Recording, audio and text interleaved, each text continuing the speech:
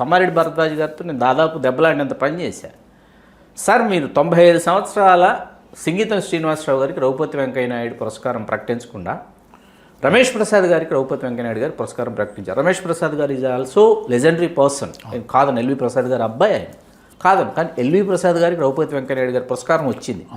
మీరు ఒక సంవత్సరం ఆలస్యం చేసి రమేష్ ప్రసాద్ గారికి ఇస్తే ఏమి ఇక్కడ ఇదవ్వదు. 95 సంవత్సరాలు సార్ సింగీతం శ్రీనివాసరావు గారు. మీరు 95 ఏళ్లలో సింగీతం శ్రీనివాసరావు గారిని తెలుగు సినిమా చరిత్రలో మీ ప్రయాణం అంటే 75 సంవత్సరాల చరిత్ర చెప్తున్నారు ఆయన. 75 సంవత్సరాలు ఆయన ప్రయాణం అంటే తెలుగు సినిమా చరిత్ర. మరి వారికి కూడా మన రఘుపతి వెంకయ్య నాయుడు పురస్కారం ఇవ్వకపోతే మనం ప్రతిష్టాత్మకంగా దేహంతో ఉండగా ఇవ్వాలి. ఉండాలి, దేహంతో ఉండగా ఇవ్వాలి. ఇస్తేనే ఆ గౌరవం, ఆ గౌరవం అనేటప్పటికీ ఇది ఎందుకు ఎస్డి లాల్ గారి గురించి నేను మాట్లాడానంటే చర్చ జరగాలి. చర్చ జరగకపోవడం వల్ల ఏమవుతుందంటే ఇప్పుడు మనకి అయ్యన్ మూర్తి గారిని ఒక డైరెక్టర్, అయ్యన్ మూర్తి గారు సుఖదుఖాలు, జగమే మాయ, అయ్యన్ మూర్తి గారు ఆ మధ్య కాలం వరకు ఆయన జీవించారని చాలామందికి తెలియదు. ఆయన కాలం చేసిన తర్వాత ఇప్పుడు చరిత్ర పరిశోధకులు, సినిమా చరిత్రకారులు వీళ్ళు అరే ఏంటి ఈయన ఇప్పటిదాకా జీవించే ఉన్నారా. కమలాకర్ కామేశ్వరరావు గారికి, మార్కస్ బాట్లే గారికి కూడా రఘుపతి వెంకయ్య నాయుడు గారి పురస్కారం రాలేదు సార్, ఇవ్వలేదు మన వాళ్ళు ప్రకటించలా. కాబట్టి దీని గురించి మనం ఇంకొక రోజు ఒక చర్చ పెట్టుకోవాలి మనం పురస్కారాల గురించి వస్తే. అలా ఏంటంటే మీరు వెళ్ళి నాన్నగారి దగ్గరికి వెళ్ళి మీ ప్రేమ గురించి తెలియజేయగానే మీ నాన్నగారు ఏమన్నారు సార్, మీరు ఒక యువతిని మనసారా ప్రేమించారు, పెళ్లి చేసుకుంటానని చెప్పారు. అది కులాంతరం మతాంతరం కాసేపు పక్కన పెడితే మీరు వెళ్ళి కోరగానే మీ నాన్నగారు ఏమన్నారు? అంటే నాన్నగారికి చాలా ఇష్టం అండి, నాన్నగారికి ప్రాబ్లం లేదు యాక్చువల్గా. కానీ ఏంటంటే మా అమ్మ కొంచెం ట్రెడిషనల్ కాబట్టి ఆవిడని ఓవర్టేక్ చేయకూడదు కదా. అందుకని ఆవిడని ప్యాసిఫై చేసి చెప్పాలని కొద్దిగా ముందు ఫస్ట్ అది అలాగా చేయకూడదు అది అని చెప్పి మళ్ళీ మా అమ్మని కొంచెం ప్యాసిఫై చేసి ఆ తర్వాత అమ్మని మానసికంగా చెప్పి కొంచెం ప్రిపేర్ చేయాలి కదా. చేయాలి. ఇప్పుడు వాళ్ళని ఇమ్మీడియట్గా బాంబు లేకూడదు కదా. అంటే మాకు ఒక అడ్వాంటేజ్ ఏంటంటే అండి, నేను మా బావమరిది క్లాస్మేట్స్ అండి. సో నేను వాళ్ళ ఇంట్లో సురేంద్ర సో నేను వాళ్ళ ఇంట్లోనే వెళ్తుండేవాడిని, వచ్చుతుండేవాడిని. వాళ్ళ అమ్మగారు నాకు మరో తల్లి ఆవిడ. సో అక్కడే నేను ఇది చేస్తుండేవాడిని. సురేంద్ర మా ఇంటికి వస్తుండేవాడు, మా ఆవిడ కూడా మా అమ్మ దగ్గర వస్తూ పోతుండేది. కాబట్టి అంత ఇది లేదు, అంటే బయట వాళ్ళలాగా అంత షాక్ లేదు. అంటే షాక్ ఉండకపోవచ్చు, కానీ ఏంటంటే కొంచెం ట్రెడిషన్స్ వేరు కాబట్టి కొద్దిగా ఇది మా అమ్మ కొంచెం ఫస్ట్లో కొంచెం ఆర్థడాక్స్ కాబట్టి కొంచెం బ్యాక్అవుట్ అయింది.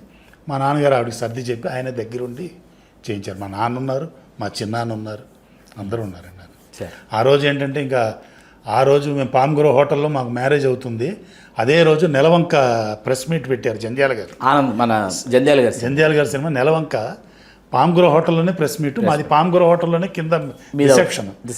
ఆయన ఏం చేశారు, పైన నా సినిమా గురించి ఏం చెప్పేది ఉందంటే కిందనే జరుగుతుంది మా వాళ్ళది, నాగభూషణం గారి కూతురును మా ఎస్డి లాల్ గారి అమ్మాయి, అదే మా సినిమా అన్నారట.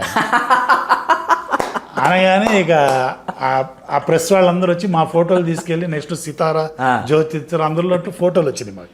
అలా పబ్లిసిటీ అయిపోయింది అనమాట. అలా అందరికీ తెలియవచ్చింది అనమాట. సార్ నాగభూషణం గారి అమ్మాయి మీ శ్రీమతిని చాలామందికి తెలియదు సార్. నాగభూషణం గారితో ఎలా ఉండేది మీ అనుభవం?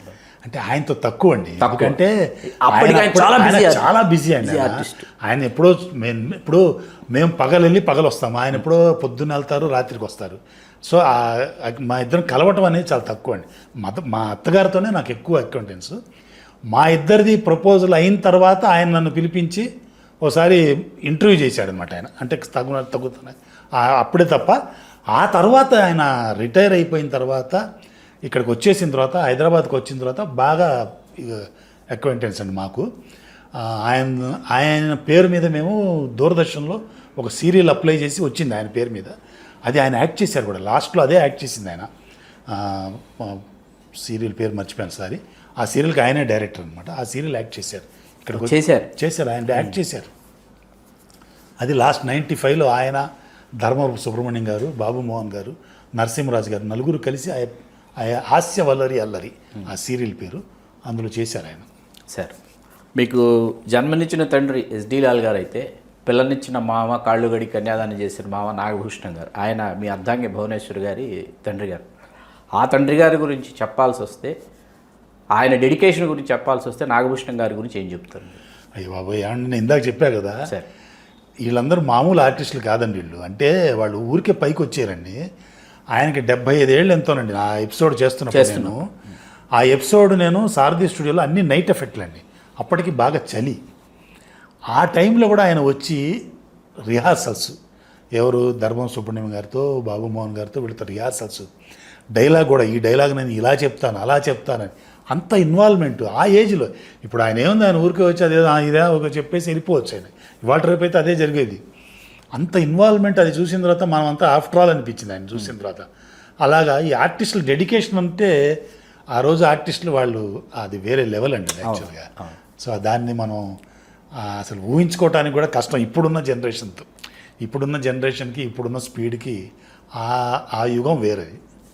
సార్ నాన్నగారు మోహన్ బాబు గారితో కూడా చేశారు 2 సినిమాలు, షోకిలా రాయుడు, పటాలం పాడు. అంటే ఒక సినిమాలో మోహన్ బాబు గారి బదులు మీరు నటించారని చెప్తారు. ఏ సినిమా సార్ అది? ఎందుకు? షోకిలా రాయుడు అండి. షోకిలా రాయుడే. షోకిలా రాయుడు ఏమైందంటే ఆ రోజుల్లో ఎమర్జెన్సీ ఉండిందండి. అప్పుడు ఎమర్జెన్సీ ఉన్నప్పుడు 3 సాంగ్స్ బ్లాంకెట్ కట్ అంటారు. అప్పుడు బ్లాంకెట్ కట్ అంటే పిక్చర్ అండ్ సౌండ్ 2 తీసేస్తారండి. తీసేస్తే లెంత్ తగ్గిపోతుంది. సో లెంత్ తగ్గిపోతుంది కాబట్టి అవి మళ్ళీ రీషూట్ చేయాల్సి వచ్చింది. అంటే సో సాంగ్స్ రికార్డ్ చేసి మళ్ళీ షూట్ చేయాలి. అప్పటికే ఆ సినిమాలో బాగా ఖర్చు అయిపోయింది, డబ్బులు లేవు, ఎలాగో తీయాలి. ఈ లోపల మోహన్ బాబు గారు కొద్దిగా మా నాన్నగారి మీద అలిగారనమాట. అంటే ఆ సినిమాలో నూతన్ ప్రసాద్ గారిని యాక్ట్ చేయించారండి. నూతన్ ప్రసాద్ గారు అంటే నాకు చాలా ఇష్టం. సో మా నాన్నగారిని ఆయనకి ఇన్ఫ్లుయెన్స్ చేసి ఆయనతో ఒక క్యారెక్టర్ వేయించా. నాన్నగారు కూడా ఆయన పెర్ఫార్మెన్స్ చూసి కొంచెం పెంచారు సినిమాలో. సో మెయిన్ మోహన్ బాబు గారు కాబట్టి ఆయన అతని క్యారెక్టర్ పెంచారు. ఆయన కూడా కొంచెం అలిగారు. అలిగి ఏం చేశారు, ఈ సాంగ్స్కి కాల్ షీట్ అడిగితే లేవు అనేసారు. ఇదేమో రిలీజ్ డేట్ ఇచ్చేసారు, చెయ్యాలి. సో ఏం చేశారు నాన్నగారు, అప్పుడు నెగిటివ్లు కదా, నెగిటివ్లు ఇప్పటిలాగా డిజిటల్ అయితే అప్పుడు. సో నెగిటివ్ ఎంత ఉంటే అంతే ఉంటుంది. 400 ఫీట్ సార్, 4 అంటే 1000 ఫీట్ ఫస్ట్ ఉండేది, తర్వాత 400 ఫీట్, తర్వాత 400 ఫీట్ అయింది. ఈ యారిఫ్లెక్స్లో వచ్చిన తర్వాత 400. సో ఆ నెగిటివ్లో ఆయన క్లోజ్ షాట్లు అన్నీ ఎడిటింగ్ రూమ్లో చూసుకొని ఏవే షాట్లు కొంచెం బ్యాలెన్స్లు ఉన్నాయో వాటి డ్రెస్సులు అన్నీ తీసుకొని అవన్నీ నాకు వేసి వెనకాల క్లోజులు ఆయనవే ఉంటాయి, వెనకాల డూప్ కింద నన్ను అనమాట. బ్యాక్ షాట్స్ అన్ని అందులో సిల్క్ స్మిత గారు ఉన్నారు. అందులో ఆవిడ పేరు నిషా అనమాట. అప్పటికి ఇంకా మారలే ఆవిడ సిల్క్ స్మిత. పండిచక్రం చేయలేడు, తమిళ తెలియదు అనుకుంటాను నాకు. సలీం మాస్టర్ గారు తీసుకొచ్చారు ఆవిడని. సో ఆవిడ బ్యాక్ ప్రొజెక్షన్లో కార్ బానెట్ మీద ఆవిడ, అంటే ఇక చుట్టేయటమే కదా, డబ్బులు లేవు కదా, బ్యాక్ ప్రొజెక్షన్ మీద ఆవిడ కారు బానెట్ మీద ఆవిడ డ్యాన్సులు చేస్తుంటే నేను లోపల కారు తోలుతూ వెనకాల అలాగే కొంత వాకింగ్ ఇట్లాగే కొద్దిగా తీసి మేనేజ్ చేసి రిలీజ్ చేశారు అనమాట. మీ హైట్స్ మ్యాచ్ అయ్యి కాబట్టి ఏదో మేనేజ్ చేసి. సార్ నాన్నగారి వారసుడిగా మీరు మీ రంగంలో మీరు విజయాలు సాధించాను, సంతృప్తిగా ఉన్నానని మీరు అనుకుంటున్నారా? చాలా అండి, చాలా సంతృప్తి. అంటే నేను భగవంతుడికి చాలా కృతజ్ఞతలు. ఎందుకంటే ఇవాళ వరకు నేను ఆల్మోస్ట్ 77లోనే ఎప్పుడో ఫీల్డ్లోకి వచ్చాను. ఇవాళ వరకు చేస్తున్నాను. ఇవాళ మీరు పిలిపించి నన్ను ఇంటర్వ్యూ చేస్తున్నారంటేనే పెద్ద సక్సెస్ కింద. చాలా సక్సెస్ అనేది ఆత్మతృప్తి అండి. అది లెవెల్స్ చూడకూడదు మనం, అంటే వీటితో పోల్చుకోవటం కాదు కదా. నేను ఎలా ఉన్నాను, నేను హ్యాపీగా ఉన్నాను, నాకు భగవంతుడు ఇవ్వవలసిన దానికంటే కూడా చాలా ఎక్కువగా ఇచ్చినట్టే లెక్క నాకు. ఎందుకంటే టెలివిజన్ చరిత్రలోకి వచ్చేటప్పటికి మీ పేరు కనపడని రోజు ఉండేది కాదు.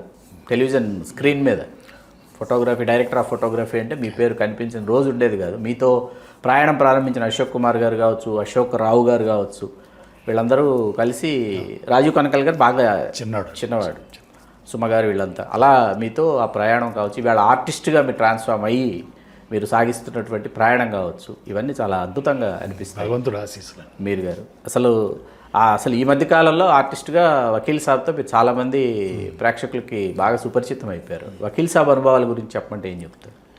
అంటే అది అసలు ఆ ఛాన్స్ రావటమే పెద్ద అదృష్టం అండి యాక్చువల్గా. అంటే నా లైఫ్లో రెండు ఏమంటారు అద్భుతాలు అంటారు. ఒకటేమో మా స్వామి శ్రీవారి సేవలని ఆయన ప్రోగ్రాం చేశారండి. తిరుమల తిరుపతి దేవస్థానం వాళ్ళ తరపున స్వామి సేవలన్నీ కింద అలిపిరిలో ఆనంద నిలయం సెట్ వేసి ఆ స్వాములే వచ్చి ఆయనకి ఏమేమి సేవలు చేస్తారు. మనం ఒక సేవ చూడటమే జన్మలో అసలు సాధ్యం కానిది.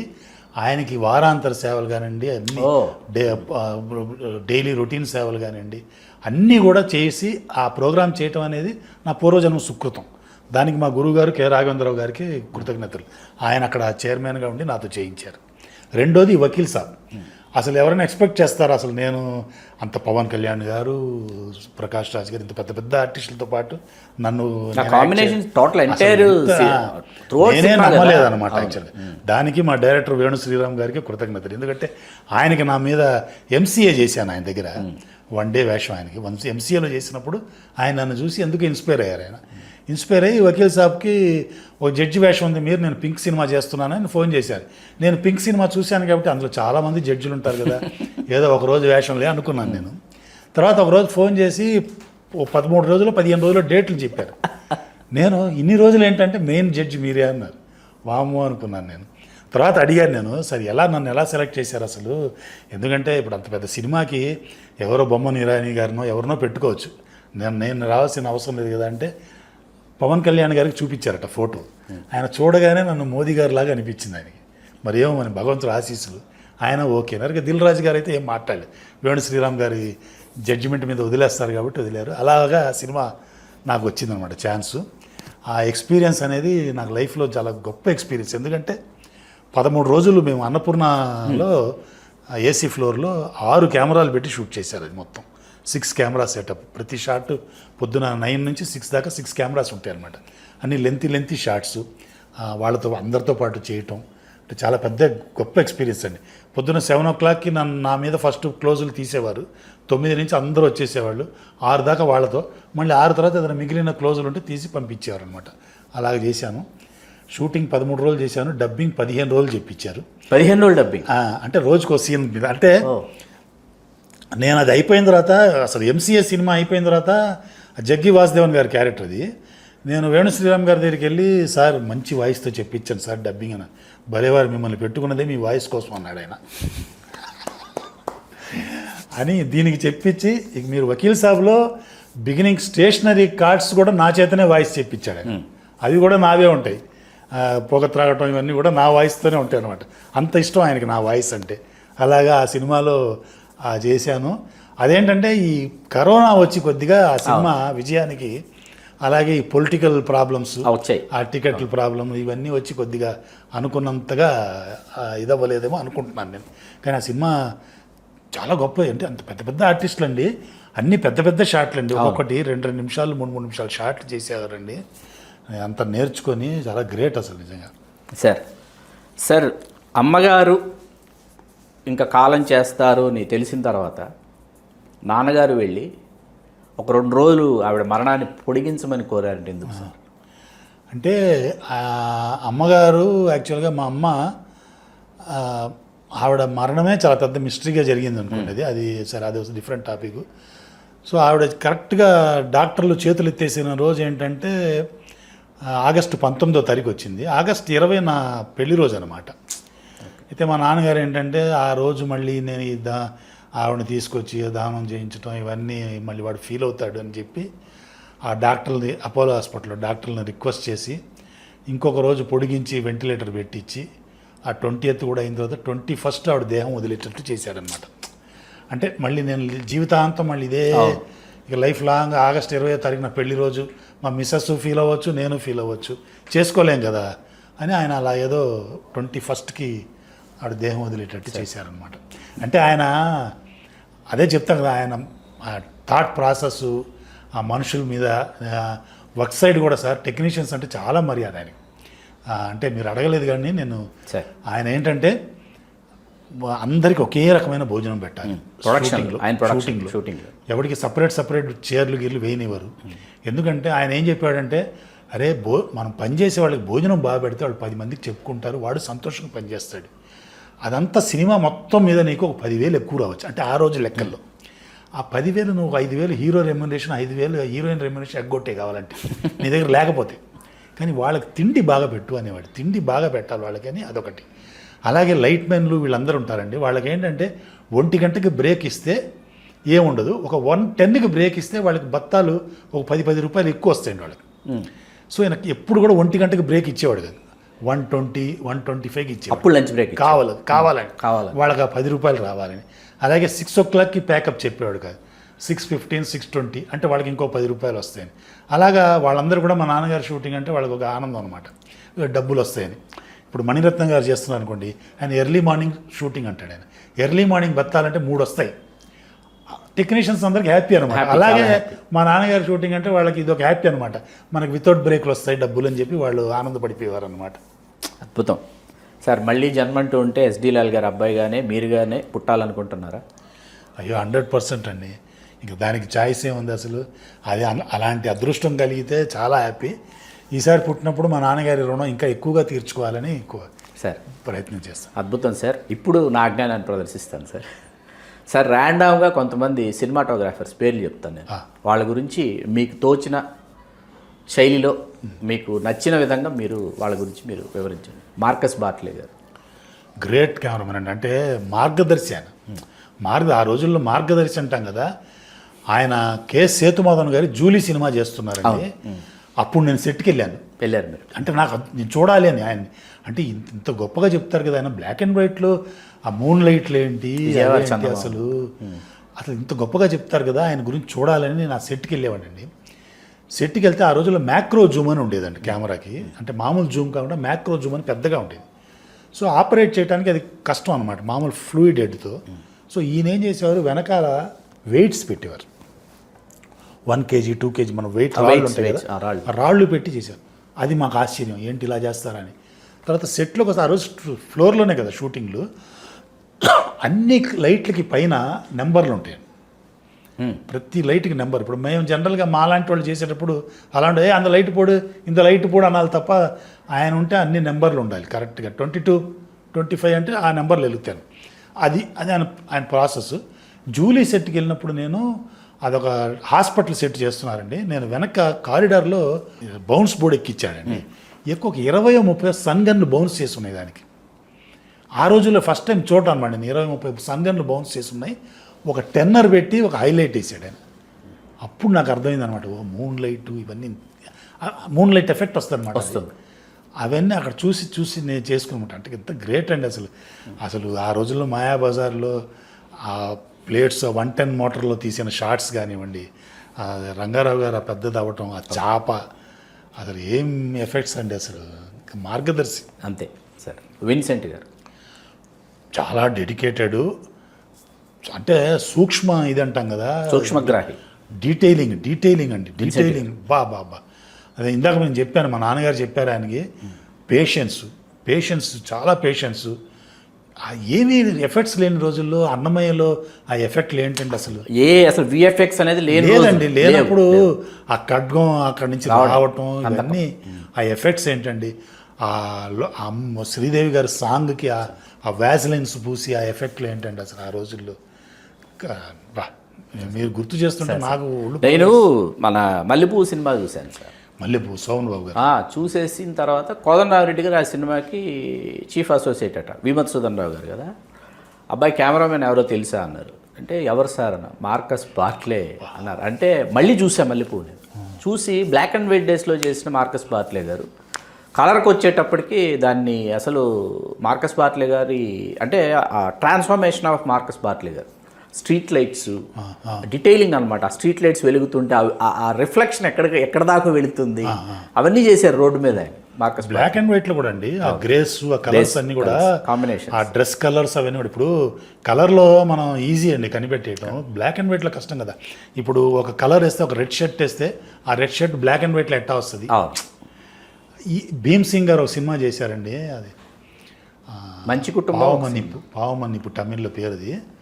స్కైస్ ఉంటాయండి బ్లాక్ అండ్ వైట్లో. అసలు ఇలా కూడా స్కై ఉంటుందా అనిపిస్తుంది. బ్లాక్ అండ్ వైట్లో అలా ఉంటాయి ఫోటోగ్రఫీ. అంతే కదా సార్. గ్రేట్. విఎస్ఆర్ స్వామి గారితో నాకు ఎక్కువగా అక్వైంటెన్స్ లేదండి యాక్చువల్గా. సార్ గురించి చాలా గొప్పగా చెప్తారు కానీ నేను పెద్దగా ఆయనతో నాకు ఇది లేదు. ఆయన 3D సినిమా చేసేటప్పుడు మాత్రం కొంచెం నాకు ఆయన 3D సినిమా చేశారు ఒకటి. అప్పుడు నాకు కొంచెం తెలుగులో చేశారు. జైబేతాళ 3D సాగర్ వచ్చి కృష్ణరాజు గారు, మాస్టర్ అర్జున్ శాస్త్రి ఏదో చేసినట్టున్నారు కదా. సాగర్ అది చిన్నారి చేతన, అవి చిన్నారి చేతన కేరళ మనవాళ్ళు కొన్ని చేశారు కదా. జైబేతాళ విట్లాచారి అప్పుడు మన వాహిని స్టూడియోలో 3 ఫ్లోర్లు 2 ఫ్లోర్లు మిక్స్ చేసి ఎందుకంటే 3Dకి డెప్త్ ఉండాలి కాబట్టి 5 జనరేటర్లు 6 జనరేటర్లు పెట్టి లైటింగు అది చెప్పుకునేవారు అనమాట అప్పుడు నేను అసిస్టెంట్గా ఉన్నప్పుడు. అంతేగాని ఆయనతో నాకు పర్సనల్గా సార్ ఎస్ గోపాల్ రెడ్డి గారు అమ్మో చాలా గొప్ప మనిషి, మీకు ఆయనకి చాలా అనుభవం. చాలా గొప్ప మనిషి అండి అసలు నిజంగా జెమ్ ఆఫ్ ఏ పర్సన్ ఆయన. అంటే మీరు చూడండి చాలామంది కొత్త డైరెక్టర్స్కి ఆయన కెమెరామెన్. నన్ను ఆ రోజుల్లో కంపేర్ చేసేవారు టీవీలో చాలామంది కొత్త డైరెక్టర్లకి నువ్వు కెమెరామెన్, మీరే సినిమాలకు వెళ్తే గోపాల్ రెడ్డి గారని. ఎంత మంచి చాలా soft person, very knowledgeable, at the same time down to earth person అండి గోపాల్ రెడ్డి. ఎందుకంటే మా గురువు గారు ఉన్నారు, మా రాఘవేంద్ర గారు, ఆయన సినిమాలు చేస్తున్నప్పుడు కొన్ని వర్క్స్ నాతో చేయిస్తారండి. అంటే కొన్ని మైథలాజికల్స్కి ట్రిక్ వర్క్, ఈ గ్రీన్ మ్యాట్లు ఇవన్నీ నాతో చేయిస్తారు. ఈయన అస్సలు నన్ను ఎంత దగ్గరికి అంటే ఇంకొక కెమెరామ్యాన్ అయితే వీడెందుకు వచ్చాడు అన్నట్టు ఉంటారు కదా, నన్ను అసలు దగ్గర తీసుకొని ఆయన మాట్లాడి ఇలా చేసుకో మీరు అలా చేసుకో మీరని ఆయన నన్ను గైడ్ చేసి, నేనంటే కూడా చాలా ఇష్టం ఆయనకి. నేను నిజంగా చాలా గొప్ప మనిషి అండి ఆయన. నిజంగా చెప్పాలంటే వ్యక్తిత్వం వైజు టెక్నికల్ వైజ్ కూడా చాలా గొప్ప మనిషి. కేఎస్ ప్రకాష్ గారితో కూడా నాకు అక్వైంటెన్స్ లేదండి. అంటే గురువుగారి దగ్గర ఆయన చేశారు కానీ చెప్తుంటే వినడం తప్ప నేను ప్రత్యక్షంగా వాళ్ళ అమ్మాయికి ఏం కావాలో తెలిసిన సినిమాటోగ్రాఫర్. వాళ్ళిద్దరు కాంబినేషన్ వేరండి. అది 9 to 6 కాంబినేషన్, అది 6 to 9 కాంబినేషన్ వేరు వాళ్ళది. సో ఆ కాంబినేషన్లో మనకి వాళ్ళిద్దరు అండర్స్టాండింగ్. నేను మా తమ్ముడు చేస్తున్నాను అనుకోండి, నాకేం కావాలో వాడికి తెలుసు కదా, అట్టాగా వాళ్ళిద్దరు కాంబినేషన్ వేరండి. అది కేఎస్ ప్రకాష్ గారు. సార్ వి జయరామ్ గారు కూడా మళ్ళీ ఆయన మరి ఏమో ఆయనకున్న టాలెంట్కి అంత గుర్తింపు రాలేదు అనిపించింది. అంటే ఆయన లో ప్రొఫైల్, చాలా లో ప్రొఫైల్ ఆయన. అది కలవరు ఆయన. ఏంటంటే పెళ్లి సందడి సినిమా ఎట్ట తీశారండి అసలు గురువు గారితో, ఆ పొలాల మధ్య సెట్ వేసి అసలు ఎంత బ్యూటిఫుల్, పొలాల మధ్య పల్లకి వేసి చాలా మంచివాడండి ఆయన కూడా. Very nice person. మరి ఏమో ఆయనకు అంత గుర్తింపు రాలేదండి ఆయనకు. ఎంవి రఘు గారు అకాడమికలీ వెరీ గ్రేట్ పర్సన్ అండి, చాలా గ్రేట్ పర్సను, చాలా మంచి పర్సన్. ఆయనతో నాకు ఒక ఎనిమిటీ ఉంది యాక్చువల్గా. సార్ ఎలాగంటే మన పెద్ద వంశీ గారు నేను కలిసి విశ్వనాథ్ గారిది శుభోదయం వర్క్ చేసామండి. ఆయన అసిస్టెంట్, నేను కస్తూరి గారి అసిస్టెంట్. మీ ఇద్దరం కూడా ఇక్కడ అమీర్పేటలో ఒకే ఇంట్లో ఒక అపార్ట్మెంట్లో నేను ఉండేవాడిని. అక్కడ దివ్యశక్తి అపార్ట్మెంట్ కాదు సార్, అమీర్పేటలో ఒక సందులో ఉండేదన్నమాట, పెద్ద ప్రాంగణం. అందులో నేను కెమెరా సార్, మా అసిస్టెంట్ కెమెరా నేను, వంశీ గారు, బండి సాంశీరావు, మన శాస్త్రి గారు, పాడుతీయగా ఎన్బి శాస్త్రి గారు, వీళ్ళు ఆయన మన విశ్వనాథ్ గారు అసిస్టెంట్. మేమందరం కలిసి ఉండేవాళ్ళం. వంశీ గారు నాతో బాగా క్లోజ్గా ఉండేవారు. మేమిద్దరం అమీర్పేటలో తిరగటం ఇవన్నీ ఉండేది ఆ రోజుల్లో. ఆ క్లోజ్నెస్ మీద నేను మంచు పల్లకి ఆయన ఇండిపెండెంట్గా సినిమా వస్తే మహాలింగపురంలో ఇల్లు ఉంటే నేను వంశీ గారి దగ్గరికి వెళ్ళా, గురువు నాకు ఈ సినిమా ఇవ్వు నేను చేస్తానని. ఆయన నా మొహం మీదే అన్నాడు, నీకంటే నాకు రఘు క్లోజ్ ఫ్రెండ్, నాకు నేను రఘుకి ఇస్తాను, రఘు బిజీగా ఉంటే అప్పుడు నీకు ఇస్తాను అన్నాడు ఆయన. అలా రఘు గారు అసలు ఏం సినిమాలండి ఆయన చేసినవి, అసలు గ్రేట్ సినిమా. స్వాతిముత్యం అసలు ఒకటి, ఆయన కళ్ళు cinema very good man. Academically చాలా స్ట్రాంగ్. ఇప్పుడు ఆయన పిల్లలకి అకాడమిక్గా చెప్పిస్తున్నారు. ఆ ఏజ్లో కూడా ఆయన గుడ్ పర్సన్స్ అండి. వీళ్ళందరినీ తలుచుకుంటే గ్రేట్. అంటే వాళ్ళ క్వాలిటీస్ అంటే అది ఇందా చెప్పినట్టు ఎవరు ఊరికే రారండి, ఏదో స్పెషాలిటీ లేకుండా. లోక్ సింగ్ గారితో కూడా నాకు పర్సనల్ ఇది లేదండి. లోక్ సింగ్ గారు ఏంటంటే మా శరత్ ఆయన దగ్గర చేశాడు. సో ఆ విధంగా నాకు కొంచెం అది. కానీ లోక్ సింగ్ గారిది నాకు బాగా నచ్చిన సినిమా అంటే యమకింకరుడు, చిరంజీవి గారితో బైక్స్ మీద అది ఇంగ్లీష్ మ్యాడ్ మ్యాక్స్ సినిమాని అది చాలా గొప్పగా తీశారండి ఆ రోజుల్లో. ఆయన పాపం చాలా యాక్సిడెంట్లుగా ఆయన ఇదే అనేది చాలా పాపం యాక్సిడెంట్లు. చాలా గ్రేట్ పర్సన్. సార్ తేజ గారి గురించి పర్సనల్గా తెలియదు కానీ, అంటే ఆయన కెమెరామ్యాన్గా చేసింది అది వేరే ఇది కదా సార్, ఆయన స్కూల్ అది. డైరెక్టర్గానే ఆయన బాగా ఎక్కువగా పాపులర్. కెమెరామ్యాన్ గారి కంటే కూడా, కెమెరామ్యాన్గా చేసిన సినిమాల కంటే కూడా ఇప్పుడు దెయ్యం కానివ్వండి, అంతం కానివ్వండి, అవి పెద్దగా నోటెడ్ కాలేదు. కానీ డైరెక్టర్గానే ఆయన చిత్రం తర్వాత ఇది వచ్చారు. కానీ ఇది అంటే ఆయన ఏమంటారండి, షో ఆఫ్స్కి వెళ్ళరు ఎక్కువగా. ఒక నేను అది బెంచ్ కార్లు వచ్చి దిగాలి అలాంటివన్నీ ఉండవు కదా, చాలా నార్మల్గా ఉంటారు. మాట్లాడడం కూడా చాలా, అంటే ఆ స్కూల్ అదే కదా, రామ్ గోపాల్ వర్మ గారి స్కూల్ కాబట్టి. సార్ మీ చోటా కే నాయుడు గారు. నాకు క్లోజెస్ట్ ఫ్రెండ్ అన్నాడు చోట, అంటే సారీ చోట. అంటే మీ ఇద్దరం ఒకసారి సమకాలీకం ఆల్మోస్ట్ టెలివిజన్లో కూడా. తను విశ్వామిత్ర అని మన దాసరి నారాయణరావు గారు, వశిష్ఠ విశ్వామిత్ర హిందీ, విశ్వామిత్ర హిందీ. ఆ రోజుల్లో హై బ్యాండ్లో చేశారు వాళ్ళు. అప్పటికి ఇక్కడ లో బ్యాండింగ్, హై బ్యాండ్ కూడా లేదు. మెడ్రాస్లో చేశారు, విశ్వామిత్ర చేశారు. తర్వాత మర్యాద రామన్న, దుర్గా నాగేశ్వరరావు గారికి డైరెక్షన్. అట్లా తను సైమల్టేనియస్గా అవి చేస్తున్నాడు మంచి ప్రాజెక్ట్స్. నేనేమో ఇటు మాదంతా కొట్టుడు వ్యవహారం మాది. సో అతను ఫోటోగ్రఫీ అంటే చాలా ఇష్టం నాకు. అంటే రెగ్యులర్ ప్యాటర్న్లో ఉండదు అతనిది యాక్చువల్గా. అంటే డిఫరెంట్గా ఆలోచిస్తాడు అతను ఏదైనా కూడా. ఇవాళకి ఆ రోజుల్లో అయితే చాలా డిఫరెంట్. ఇప్పుడు మాతృదేవోభావ తీసుకుంటే అప్పుడంతా గ్లామర్గా చూపించాలి, మనం ఏదో కీ లైట్ అంటే ఇటు వేసి దానికి సాఫ్ట్గా బటర్ పేపర్లు వేసి ఏదో తిప్పలు పడేవాళ్ళం. అతను అట్లా కాకుండా తీసుకెళ్ళి మాధవి గారు ఉంటే కూడా పైకి తీసుకెళ్ళి ఒక లైట్ పెట్టేస్తాడు, హార్ష్గా ఉంటుంది, కింద ఒక సాటిన్ కంపేస్తాడు, ఆ లైట్ అంటాడు. ఇంకా గ్రౌండ్లోంచి ట్రాలీలు వెళ్ళటం, అంటే డిఫరెంట్ యాంగిల్స్ ట్రై చేయటం. తర్వాత ఎనర్జెటిక్ షార్ట్స్. అంటే ఏజెంట్ విక్రమను సీరియల్ చేశాడు నేను, అవును, భరత్ గారు డైరెక్షన్లో, పారేపల్లి భరత్ గారు డైరెక్షన్లో ఏజెంట్ విక్రమ్ అని మన కిరణ్ గారు ప్రొడ్యూసర్, జమినీ కిరణ్ గారు. ఆ సీరియల్ అంతా ఆ రోజుల్లో కెమెరా ఏంటంటే అండి, కెమెరాతో పాటు కేబుల్ ఉంటుంది, వీసీఆర్ సపరేట్గా ఉంటుందండి. కెమెరా ఒకటే ఉంటుంది మన చేతికి, వీసీఆర్ ఉంటుంది. ఇతను కెమెరా అదంతా డిటెక్టివ్ సబ్జెక్ట్, అది తీసుకుని పరిగెత్తటాలు సినిమా. ఆ ఎపిసోడ్ అంతా పరిగెత్తడం ఇట్లాంటి షాట్స్ అనమాట. అబ్బో చాలా భయంకరంగా చేసేవాడండి. అంటే అలాంత ఎనర్జెటిక్గా చేసేవాడు. తర్వాత అతనికి ఫుల్ కమాండ్ అండి అన్ని క్రాఫ్ట్స్ మీద. దాంతో ఏంటంటే ఆ దబాయింపు, అది అన్నిటి మీద అథారిటీ అంతా బాగుంటుంది. అతనికి మా వైఫ్ చాలా పెద్ద ఫ్యాన్ అనమాట, చోటా గారికి. తన సినిమా అంటే ఫస్ట్ షో చూసేసి తనకు ఫోన్ చేసి షార్ట్స్ అన్నీ చెప్తుంది అనమాట. తను ఈ గ్రౌండ్ లెవెల్ ట్రాలీలు వెళ్తుంటాడు, కింద మొత్తం నీళ్లు కొట్టించేసి లేదంటే ఆయిల్స్ పూసేసి ఆ రిఫ్లెక్షన్స్ తెల్లటం, అవన్నీ తనకు చాలా ఇష్టం అనమాట. అలాగే ఫార్వర్డ్ ట్రాలీ జూమ్స్, ఇవన్నీ కూడా చాలా ఇష్టం వాడికి. హలో, తెలుగు రాజ్యం ఛానల్ చూస్తున్నారా? సామాజిక రాజకీయ జీవన చిత్రణే తెలుగు రాజ్యం. అతిశయోక్తులు అసత్యాలు ఉండవు. రాజకీయ కోణం కాదు, ప్రజా కోణమే కొలబద్ద. తెలుగు రాజ్యం వీక్షణ మీ ఉత్తమ అభిరుచికి నిదర్శనం.